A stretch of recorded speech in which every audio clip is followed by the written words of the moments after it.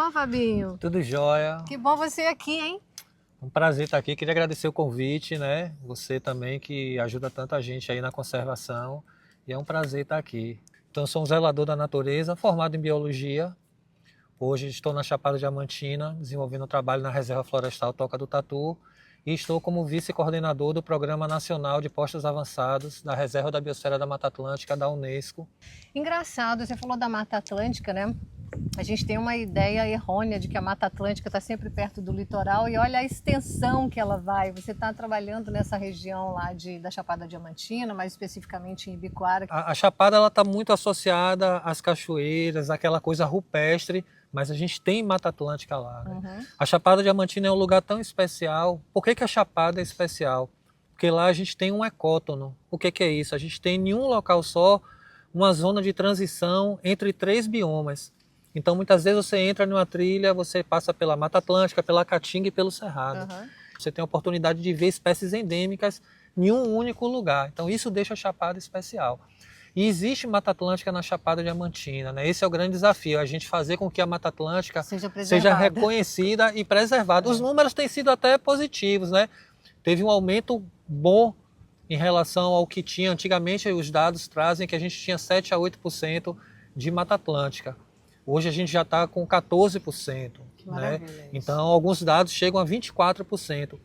Isso é bom quando a gente fala de recuperação, mas em termos de floresta é muito recente. Que esse aumento de 13, de 7 para 13, 14, é um aumento de vegetação. Mas são florestas novas. E as relações na floresta, elas precisam de tempo. Então, né, essa floresta precisa amadurecer ainda. Então, é bom porque a gente teve um aumento, mas são florestas muito novas. Então, a gente espera que essas florestas mais maduras, né, com o passar do tempo, elas vão estabelecendo todas aquelas relações que existem nesse ambiente de floresta. Sim. E fazer com que a Mata Atlântica seja reconhecida na Chapada Diamantina é essencial, né? Porque a gente associa ao litoral, como você falou, por isso que chama Mata Atlântica, né? Porque fica próxima do Oceano Atlântico. Só que essa mata ela se estende 500 quilômetros para dentro. Então a gente tem enclaves florestais, né, na Chapada Diamantina sensacionais, com florestas mais antigas. A gente tem os enclaves nordestinos, que são zonas de transição entre Caatinga e Mata Atlântica. Então é realmente um lugar sensacional. E você está no ambiente de floresta, você nem acredita que está, né, no coração da Bahia, dentro de uma floresta em estágio médio, avançado, às vezes, de regeneração. Né? Lá a gente tem as florestas ombrófilas. Ombrófilo quer dizer amigo da chuva. Então, são florestas que estão em altas altitudes, que fazem com que a gente tenha chuva por conta disso. Pois é, e a gente vem vendo um desequilíbrio, né, no tempo, vem vendo esse aquecimento global, que as pessoas ainda tendem, né, a dizer que não é uma realidade. Fato é que dias de temperaturas com mais de 50 graus aumentou assim consideravelmente nos últimos 40 anos, e isso é um alerta, né? Essa experiência in loco, né, de viver próximo da natureza é maravilhoso. E o problema é que as pessoas estão se distanciando cada vez mais dela e adoecendo cada vez mais. Não só da natureza em si, mas da sua própria natureza, ou seja, cuidar da natureza é cuidar-se. Existem estudos, né, falando dessa questão do déficit de natureza, crianças com déficit de natureza. O mundo ele passa por uma revolução muito tecnológica, muito rápida, né? Hoje as coisas são tudo muito rápido. E agora já está se conseguindo, num curto espaço de tempo, mensurar os prejuízos desse excesso também de tela o tempo todo, da falta do convívio social, das relações humanas, da relação entre as pessoas e da relação com a natureza também, sobretudo. Quando a gente fala de natureza, a gente fala de relação, né? Então a gente está aqui num ambiente onde todo ele se relaciona por completo, né? No momento que você vem, que busca um lugar para poder morar com mais tranquilidade, com tudo, você passa a desenvolver um sentido seu que foi perdido no seu dia a dia, da sua rotina, que é o de observar. A natureza ela promove isso para a gente, né? Ela promove a observação. Nós somos feitos de carbono. Então nós somos o resultado de uma árvore, de um fruto, de um animal.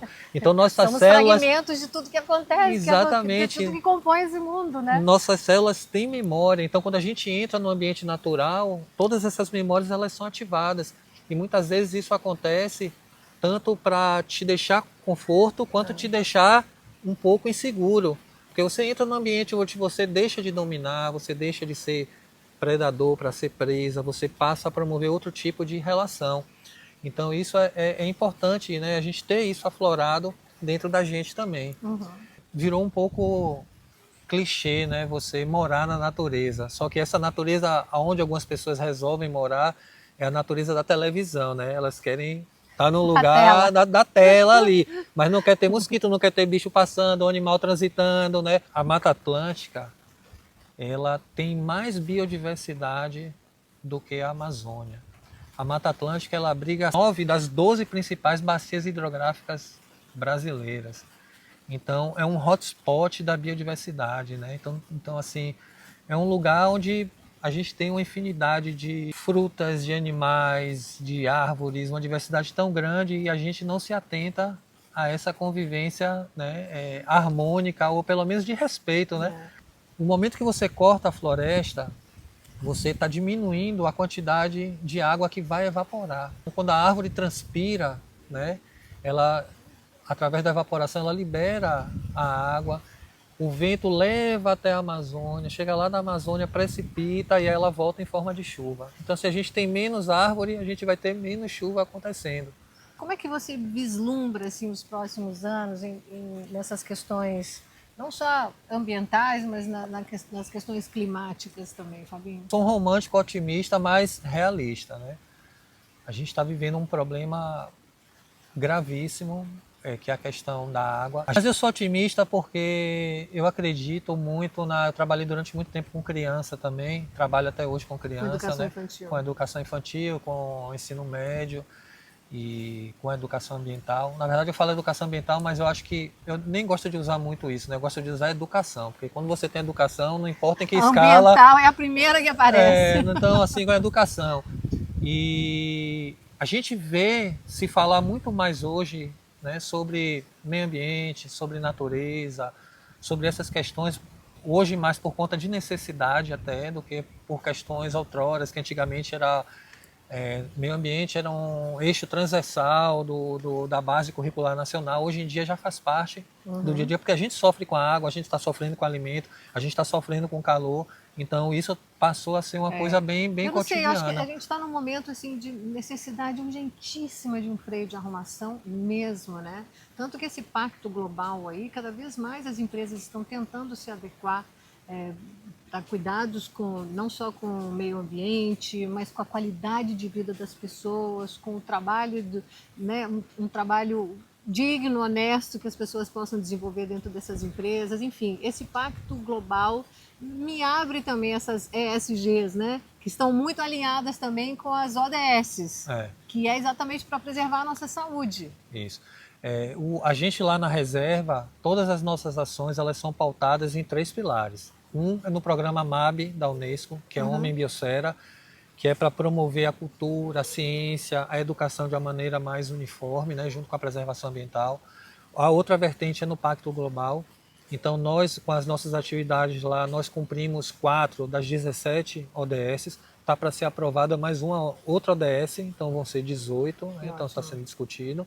A gente consegue cumprir 4 lá e na base curricular nacional, né, brasileira. Então, o Pacto Global, ele são 17 objetivos da ONU, Sim. mas não existe uma fiscalização em função disso, né? Então, assim, do cumprimento deles. Você, com a atividade que você desenvolve, você cumpre alguma dessas ODS. O que a gente precisa é passar a utilizar as ODS naquilo que a gente faz no dia a dia. Então, a escola, ela cumpre com algumas ODS, mas por que não divulga quais são as ODS que ele Exatamente. cumpre? Quais são as ODS que eu, com a minha profissão, eu posso estar colaborando, né? Então, são 17 objetivos e 164 ou 169 metas, eu acho. Então, vale a pena ir visitar, porque com certeza a gente cumpre várias ali, só que a gente precisa aprender isso. Como não existe um órgão fiscalizador, não existe ninguém que ateste que aquilo está sendo, né? Diferente da ESG, que hoje em dia... Você tem um controle maior. Tem um controle Para maior. você se adequar a ela, você passa por um crivo mais rígido. E até se você está pensando em desenvolver algumas ações fora do país, isso já é cobrado das empresas, né? E as ODS também. Você cumpre qual, amigão, das ODS? né? E a ESG você já instalou na sua empresa, então vem uma cobrança externa também em função disso. Inclusive de consumo. Acho que Principalmente se de nós consumo. aqui, né, cada Principalmente de indivíduo, consumo. né, se a gente tiver, quando a gente fala de consciência, é muito nesse sentido também, ver o que está por trás da roupa que você está usando, ver o que está por trás do alimento que você está A origem, consumindo, né? Da onde vem, dali. sabe? São coisas que lá atrás isso era de praxe, era assim, a gente sabia exatamente que a gente estava comendo uma coisa muito rica. Hoje o nosso solo está pobre, né? O alimento está pobre, o negócio que produz o alimento também não está muito preocupado em fornecer um alimento de qualidade, visto a quantidade de agrotóxicos que foi liberada recentemente nas nossas plantações. Enfim, é uma sequência de erros que vai culminar aonde? Né? Na degradação de tudo que é trivial para a nossa saúde e na nossa própria degradação. E aí a gente tem que recuperar isso perdido, né? Porque a gente usa agrotóxico, aí vai ter que recuperar o solo para poder fazer. Isso leva tempo, né? Na natureza as coisas, elas têm um ritmo diferente. Elas têm um tempo de se regenerar. Né? E a gente pode ajudar nesse processo. E tem muita gente fazendo isso, né? O que eu falo, aí tem outra coisa que é interessante, né? Isso lá na reserva eu falo bem sobre isso também, quando a gente faz a visita lá, né?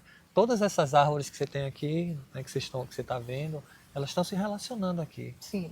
Elas estão conversando entre elas, né? Elas estão promovendo uma troca através de uma rede subterrânea aí de raízes, com as micorrizas, que são os fungos ali, que estão promovendo essa troca de informação. Para você ter uma ideia dessa questão do aquecimento global de tudo isso, um estudo recente que eu estava lendo em Madagascar, os lêmures, eles chegam a ficar 4 horas abraçados nas árvores para poder esfriar a temperatura do corpo. Então, árvores que são mais frias, fica uma concorrência maior. Só que o tempo de permanência deles abraçados nas árvores está aumentando por conta do aumento da temperatura. Então, eles estão ficando 6, 8 horas abraçados. Algumas árvores que têm oco, eles chegam a entrar por conta da temperatura para poder baixar. Então, realmente, a gente está nesse processo e a gente já atingiu um limite aí de não retorno, né? Então, essa mudança, eu gosto sempre de falar algumas coisas assim que eu acho interessante, né? Durante muito tempo eu discuti muita teoria. Hoje eu cansei de discutir teoria e vou para a prática. Enquanto tem uns discutindo teoria, eu já estou fazendo ali na tentativa e no erro, estou na prática. Porque assim, a gente só ajuda a conservar aquilo que a gente conhece, mas a gente só ama aquilo que a gente cuida. Então, uma coisa ela está ligada na outra. Então, para conservar, eu preciso conhecer. A conhecer. Agora vamos trabalhar para amar. Porque a partir do momento, né, que a gente ama, a gente vai cuidar. Então esse é o trabalho, né? Eu falo isso, né, que conservação se faz com história e a gente tem esse papel de o adulto de seduzir e a criança de continuar mantendo a magia. Porque a natureza é magia. Então, você quer ver uma criança feliz? Não solta no shopping, solta na natureza. Alguns estudos, né, de natureza e saúde, eu estava lendo uns artigos e eles falando sobre isso.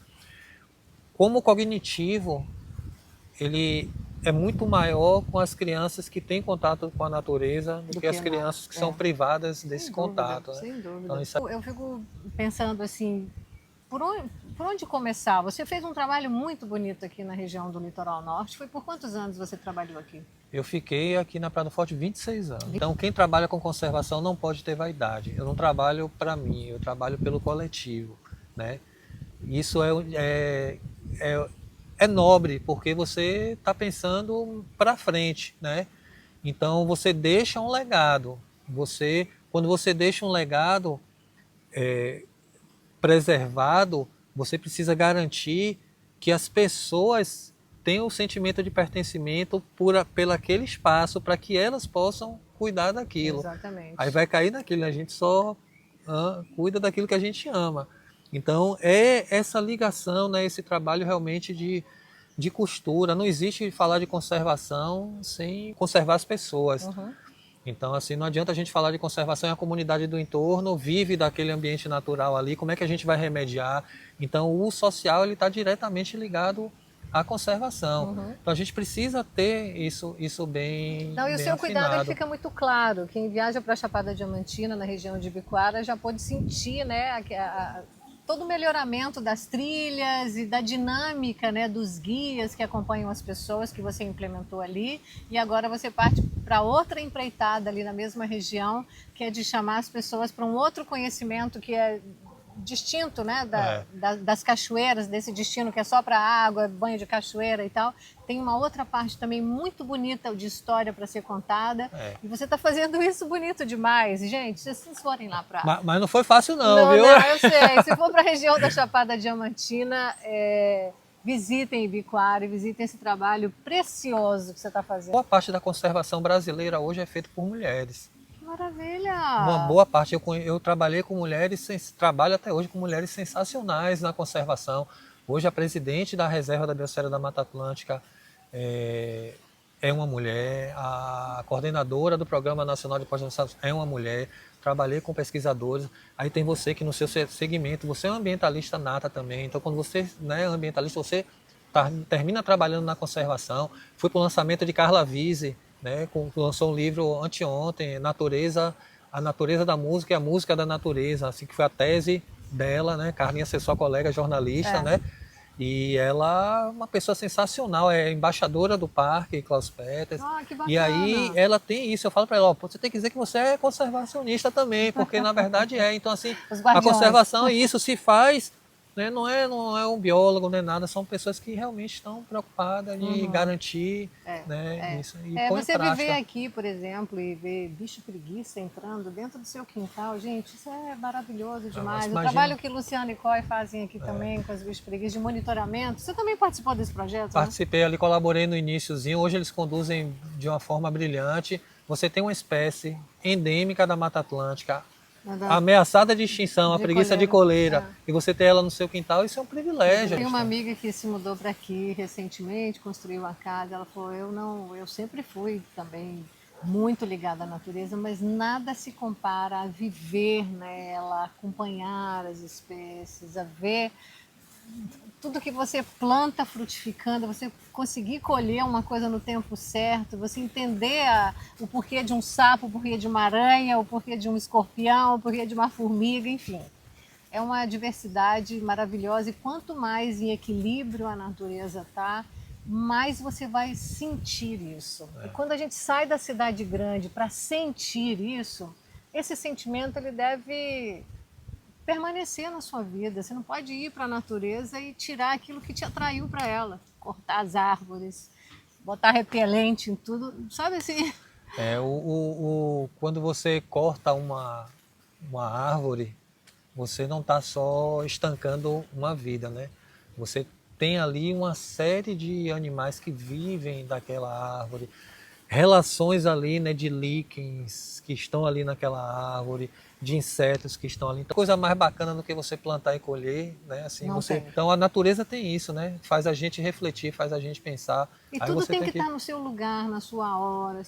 As abelhas uruçu mesmo que a gente tem aqui, você não pode ver uruçu em todas as regiões do Brasil. Ela vai se desenvolver muito melhor em determinadas regiões, determinados alimentos vão se desenvolver melhor ali, ou seja, não precisamos ser expert em nada disso. Se a gente respeitar essa biodiversidade já está bom demais, se tiver um entendimento e desfrutar disso como uma forma mesmo de energia vital, isso é fundamental. Qual é o problema maior que hoje em dia as pessoas estão vivendo, né? Eu acho que depois da pandemia também isso piorou muito, essa questão de isolamento social. Nós somos seres sociáveis, nós precisamos interagir entre a gente mesmo. Esse contato humano ele é muito importante, o contato com a natureza também é muito importante. Então, sempre que puder, sabe, botar essa pauta para ser discutida, para ser experienciada, propor esses encontros, propor essas viagens, propor essas incursões por aí, em tantos projetos legais que estão sendo feitos. E de uma maneira leve, né? Assim, é isso que eu falo, você não precisa sair, você está aqui no seu condomínio, você pega a sua bicicleta, sai pela rua de barro ainda, né? Você está ali, você está exercitando. A natureza é tão bonita, o que às vezes precisa é de alguém para mostrar, né? Então, assim, por isso que o guia, o condutor, a pessoa, independente As do que histórias, seja, as histórias, né? O crescimento ele é muito importante também, o desenvolvimento é muito importante, mas a gente não pode chegar arrancando o que já existe, é agregar isso que já existe, fazer um projeto ainda mais grandioso. Essas histórias são valiosas demais. O aculturamento, né? É importante chegar o progresso, o desenvolvimento, a tecnologia, tudo isso é importante. Como qualquer coisa, né? É você saber dosar e aproveitar, não é impedir de chegar, mas que venha com essa coisa, vai construir a casa, beleza, mas e aí, ó, ali tem que ser só 10%, vamos respeitar. É melhor você deixar tudo em equilíbrio, interfira o mínimo possível. Às vezes ela dá uma arrumação, né? O planeta, existem teorias, né? A teoria de Gaia fala isso, né? Que a Terra é um ser vivo. E ela ali tem lá, né? As geleiras, elas são brancas ali porque reflete a luz do sol, se diminui a geleira, aumenta a temperatura, então assim, tá tudo realmente interligado, né? A gente tem falado muito aqui nos nossos bate-papos sobre essa tão sonhada qualidade de vida, sobre essa problemática toda do aquecimento global e outras celeumas e consequentemente afetando muito o nosso estado de espírito, né? A ansiedade, depressão, doenças que poderiam ser evitadas se com um pouco mais de conexão e de respeito com a natureza a gente pudesse viver uma vida essencialmente mais leve. E né, nos valer dessa natureza tão maravilhosa, tão genuína, que faz a gente se sentir como a gente está se sentindo agora. Eu estou muito bem, obrigada. Né? E você? Eu também. Eu queria agradecer, né? A gente está à disposição, agora fica o convite para você fazer a visita lá na Reserva Florestal, tomar o banho de floresta. Nós faremos tomar o banho de floresta. E esse banho de floresta já existe há mais de 40 anos lá no Japão e para nossa felicidade eles estão conversando muito assim, ó, tete a tete com a Fundação Oswaldo Cruz aqui do Brasil, essas pesquisas para implementar o banho de floresta dentro desse conceito também das ODSs. Esse banho de floresta, gente, é remédio. A gente não pode se desconectar da natureza, a gente adoece, simplesmente. Exatamente. Né? Não esqueçamos que somos natureza. Olha aqui, gente, é o Zé da Floresta. Zé da Floresta. Queridão, um beijo, Obrigado, até a próxima, nos vemos lá em Ibicoara. Obrigado, aguardo você. Aguardo.